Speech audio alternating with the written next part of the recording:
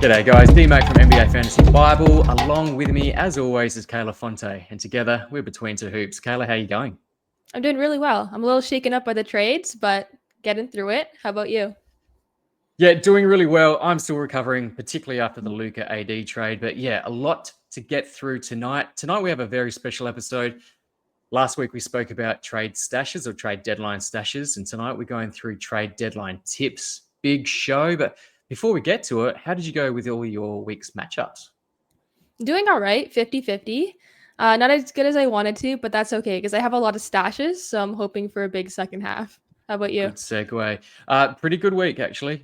Pretty good week, but I'm really looking forward to it. I'm trying to establish myself and getting into those playoffs. But let's get into our trade deadline stash tips. But before that, let's review some of the trades that have gone down just recently. Before we get into that, let's just reiterate NBA trade deadline is February the 6th at 3 p.m. Eastern time in the US. So just recalibrate wherever you are in the world. Make sure that you across all things. Make sure you give us a follow on Twitter. Make sure you follow all of the main guys on Twitter for all of your news as well. It's really, really imperative. And we'll get to that as one of our tips later on in the show. But yeah, get that into your mind as well. But yeah, 3 p.m. on February the 6th. But let's get into some news first. Of course, still reeling from the Luka AD trade. Shams, a lot of people thought this was a fake or someone had hacked him, but yep, it is true. Luka's on his way to LA. But let's break this down, Kayla. And you've actually broken it down for us on Twitter. So I've copied and pasted what you've got here, but give us a quick summary. Yeah, for sure. So I think the main boost here, I think it's going to help Davis. He's going to be playing alongside Kyrie Irving, so it helps that he doesn't have LeBron James with him in the front court. And it also helps because he'll probably be playing power forward, although he'll get some stints as center as well. Max Christie doesn't really matter. Doncic going to remain about the same. He's still playing with a superstar, just not in the back court. Maxi Kleber doesn't matter either for fantasy purposes. Morris, Hood, doesn't matter. Kyrie's going to get that small bump just because he doesn't have that star in the backcourt with him anymore. Yeah, absolutely. Right? Yeah, so it's just going to be a bonus for him. Just a slight bump, nothing too significant, I don't think, because there's still Davis there as well. Finney-Smith, Vanderbilt, their usage should go up a little bit until the Lakers probably get a new center. Even Jackson Hayes, too. He's been up and down. He's nothing fantastic, just a streamer for fantasy. But the biggest hit here is Gafford and Lively. So even if one of them is starting alongside Davis, it's still a significant hit for him when they're playing alongside a superstar like him. And especially for the guy who's going to be coming off the bench, it's just going to hurt. But the most important thing here is that Lively is still out for a couple of weeks. I think he's set to be reevaluated in a month. So at least. There's no guarantee he's going to return at that time. So until then, it does help Gafford a little bit, but in the end, it's just going to be rough. Gafford was putting up massive numbers before the AD trade, and that's obviously going to diminish now that AD is there. But yeah, Gafford's still a must-roster guy in my opinion right now. But yeah, you're right. Still a bit of time for Lively to come back, and whether or not they slowly ramp him up to full steam is another thing to check out as well. But yeah, Daniel Gafford's value is definitely diminished since AD will arrive. Yeah, which is definitely disappointing too. I mean, he was a drop at some points this season backing up Lively, but then he had that good value. The blocks were great. So Anthony Davis isn't really going to help matters there. No. And it's the same situation in LA. Reeves is going to take a significant hit playing alongside Luka and even PJ Washington for the Mavs. Yeah, there's been significant talk about PJ Washington moving down to small forward. Do you see that happening, or is he just a true power forward? I think I could see it happening, but I think they're gonna have to experiment a little bit just to kind of find out what works. But yeah, someone's got to come out of that starting lineup. That's the thing. Yeah, very intriguing, very interesting to see what happens. Now, the trade that went down yesterday, your time, my time today, actually, yeah, not as outrageous, but still very interesting nonetheless. Yeah, this was a crazy one. But I'm actually interested to hear, what was your initial reaction to the Luka trade? Because, when I woke up and I saw my DMs were flooded, Twitter was going off, I thought it was being pranked. And it didn't help the fans either. I've got a bit of a potty mouth, so I swore out loud, and I thought this Yeah. absolute joke. I didn't believe it. I thought I was seeing things, or I was still hungover from the night before. But yeah, I could not believe it whatsoever. I actually messaged a friend of mine from work who is a massive Mavs fan, or was. I still think he is. Yeah, devastated. He was absolutely devastated to hear the news, and I think shared those sentiments with a lot of Mavs fans. So I feel for the Mavs fans. A lot of people are saying it was a win for them. I'm not in that camp at all. Where are you sitting there? I think it's a win for the Lakers. For the Mavs though to get two older superstars, I'm just thinking about their future. But yeah. Yeah. I was having a chat to someone today. I was like, AD, Kyrie, and Clay all on the same team. I said, hey, 5 years ago that would have been amazing, but we're Mhm. living in 2025 right now, so not as cool, not as significant. But yeah, it shocked me, and it still shocks me. Yeah. And there's a lot of fallout to happen, and maybe we'll never know truly the real reasons. But yeah, I'd love to know what was going on in behind the scenes. And yeah, interesting, Yeah, it's interesting. So unbelievable, especially with all the unbelievable. conspiracy theories out right now. Like, there's so many Yeah, different things and so many was filling my feed, and I don't know. Mhm. I'm not a conspiracy theorist, but yeah, a lot of different speculation and theories going about, which is interesting. Anyway, but yeah, Yeah. this one was less outrageous, but Fox Mhm. for Levine. Yeah, this was an interesting one. I'm very glad that Fox made his way to the Spurs. I think it's going to help his value. So a small bump for him there, just because with the Kings he was playing alongside DeRozan, Sabonis. Now he's going to a team that only really has one superstar. Chris Paul is the biggest loser here, just because Fox is going to be taking over his spot in the starting lineup. So now Fox will be point guard. Chris Paul will be coming off the bench. I have heard some trade rumors though, so that's why I'm not saying that he's a drop yet, but he could be heading in that direction. Yep, You yep. you agree with me there? I would agree with you, and Yeah. I definitely have to recommend that you still hold him through trade deadline, of course, and we'll see how it all plays out. But yeah, he could end up on another team as well. But we spoke about this. Actually, I spoke about this on Kingy's show, where I think he's still a fantastic mentor. So we'll see Mhm. what happens there. But if he does remain on that team, humongous hit to his value. But yeah, you've got a nice summary here. Again, you tweeted this out yesterday. Mhm. Yeah, the next player is Levine. I think he's going to see a slight dip in his production, and it's just because now that he's going from playing with Vucevic, 1 star, to 2 stars, DeRozan and Sabonis. So a slight dip in his offensive stats there. Um, and for Collins, I think it's also going to be about similar for him, just because he was backing up Wemby on the Spurs. Now he's backing up Vucevic, and of course, I think a trade is going to happen. But it also affects Jalen Smith too, and now they're battling for backcourt minutes until that trade does potentially happen. And in that case, I have to say I do still think that Smith would start. At least I hope. Yeah, I think Smith is ahead of Zach Collins personally. Perhaps even Zach Collins plays a little bit of power forward, but yeah, it does hurt Jalen Smith, and I was massive on Jalen Smith as a nice stash, and I still am to a Mhm. certain degree because I actually now believe that Vucevic will go. Now that Levine's gone, the Bulls have shown their intentions that they are cleaning the house out. So I wouldn't be surprised if Vooch goes, perhaps even someone like a Kobe White as well. But let's wait and see. But I'd like to see Jalen Smith. I just love his fantasy game, and we've seen that in limited minutes, he's been quite effective and almost worthy of a 12-team roster spot anyway on his own accord. But yeah, he's probably more a 14 or a 16-teamer right now, but a nice Mhm. stash nonetheless in 12s. And I actually have him stashed away in a couple of leagues.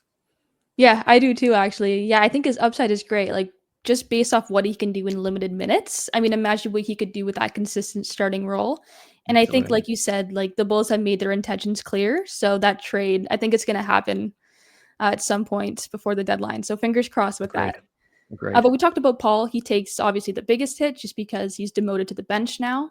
I think Vassell is even going to see a minor hit too. Mhm. And Castle will be starting at shooting guard, so he'll be a little bit impacted as well. For DeRozan Sabonis, it's about the same for them. I mean, they lost a superstar and they gained a superstar, so not much is really going to change. We talked about DeRozan potentially seeing a little bit more assists, Mhm. which I think is likely. Someone has to make up for that. And Monk, he should be at point guard, so I see his assist increasing too. But he's already been pretty steady in that category over the past few weeks. He has, yeah. I see an uptick in Monk's play, and he's been awesome this season. A real surprise. sometimes, I think even at the start of the season, he was picked up off the waiver wire. So perhaps in contention for waiver wire pickup of the year because he's just been Mhm. sensational. I think he'll be better as well playing at point guard.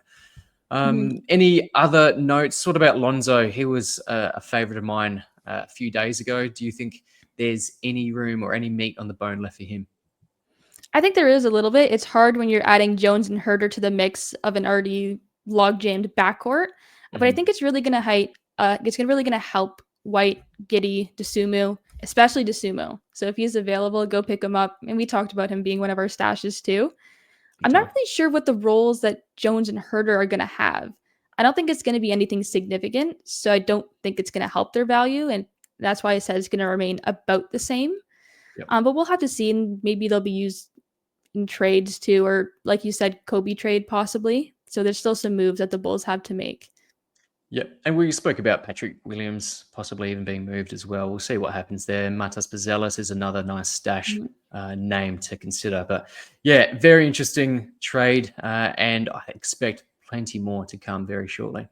Now, Mhm. getting into our trade deadline tips, this is your area of expertise, Kayla. So I'm going to get you to take us through some of your tips for the trade deadline. Yeah, and the main thing is save your ads. I know that everyone has already heard Josh Lloyd say this over and over and over again, but it's just so important because if a trade happens where a player becomes a must add or they're going to benefit from the trade, you want to have the ad to be able to add them, right? You Mhm. don't want to start using your moves on wasteless streaming days. So make sure you at least have, I'd say, two or three just to be safe. Yeah. Are you, in the absence of bulk streaming, are you okay taking a taking a loss this week rather than taking the W just because you know that you will be getting someone who could give you rest of season value? I am. I'm willing to sacrifice that 1 week. Of course, it does depend on your position. Like if you're really fighting for a playoff spot, you're at the bottom of your league. Yeah. Maybe you're not so inclined to, and you'll only use one of your ads for a stash.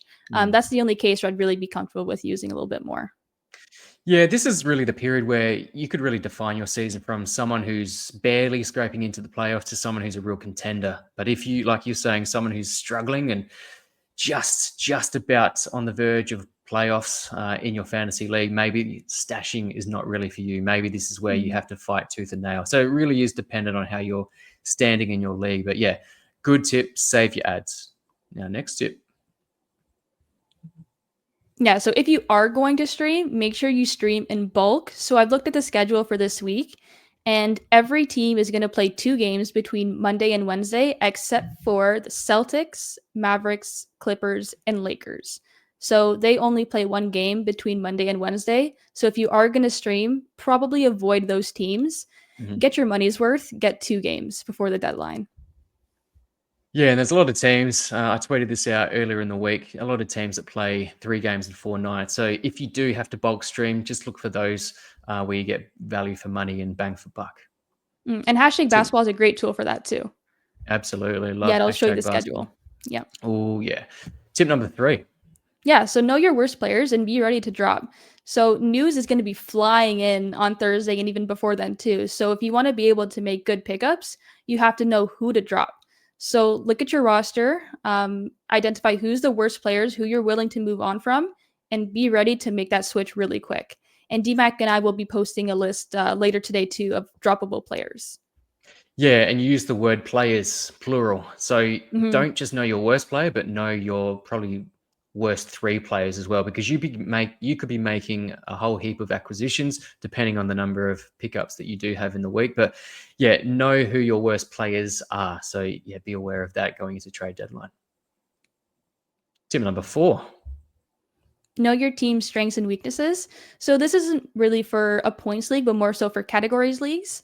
So know which categories you're strong in, you're weak in. If a player who benefits categories that you're weak in and you want to pick them up, go for it. Or if you want to boost some strengths, go for it. It's all about knowing how your team is structured and how the player you're picking up is going to fit into that. 100%. Yeah, love that one. Next tip. But that said, though, if a trade makes a player a must roster, you can pick them up even if they don't fit your build, because this is an opportunity for you to trade them down the line to a manager who really wants that player, and it gives you an advantage. If you're dumping off your worst player who's doing nothing, giving you donuts, I will not hesitate to pick them up, even if they don't fit my build at all, because that's still an opportunity for you down the line.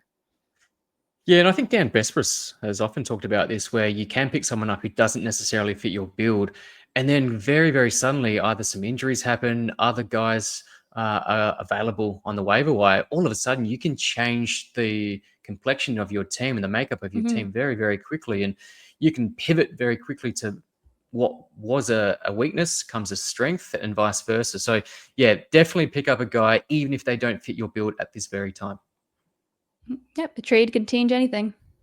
Exactly right. Next tip. Yeah, so avoid making fantasy trades before the NBA trade deadline. Good I've call. noticed so many people complaining about how they traded for this player and then they got traded in real life and it Yeah. completely changed the dynamic.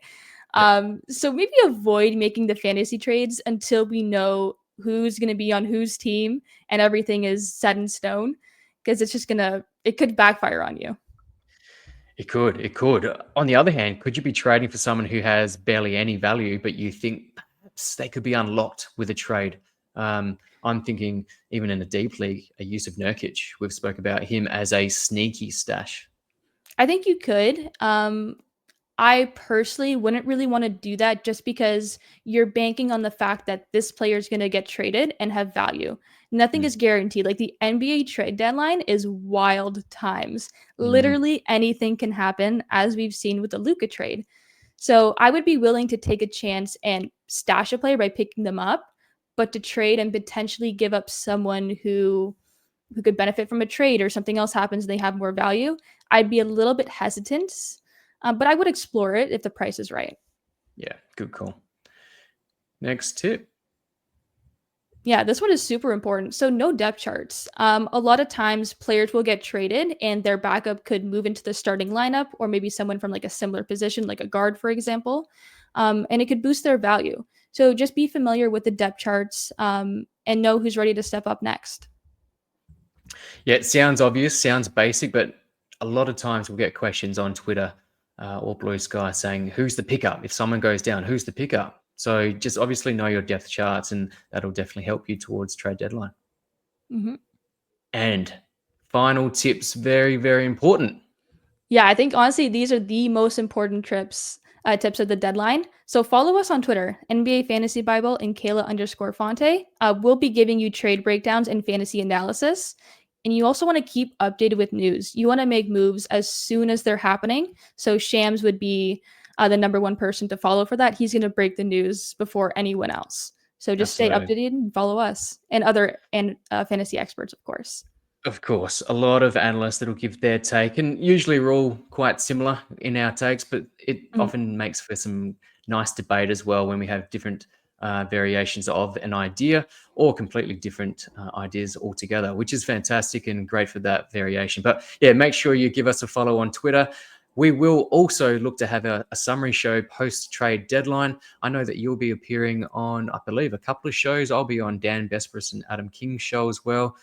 So a lot to break down after the trade deadline, but looking forward to it, Kayla. But that's Mhm. all of your tips.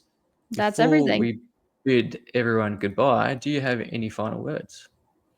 Yeah, just continue to watch this space for all the latest news. I'm hoping for a really explosive deadline. I hope all the best moves didn't already happen. And yeah, just keep an eye on us and bitches be Absolutely. balling, of course. And bitches be balling. I was going to bring that up. Do you have a show coming up with Yuri this week? Yeah, we're probably gonna record one tomorrow, so keep an eye out for that. Keep an eye out for that. Make sure you like and subscribe, Bitches Be Balling. Like and subscribe our show as well on YouTube. And of course, Spotify, Apple Podcasts. And as we said already, follow us on Twitter. But until next time, Kayla, thank you very much, guys. Thank Thank you, you. everyone. See ya.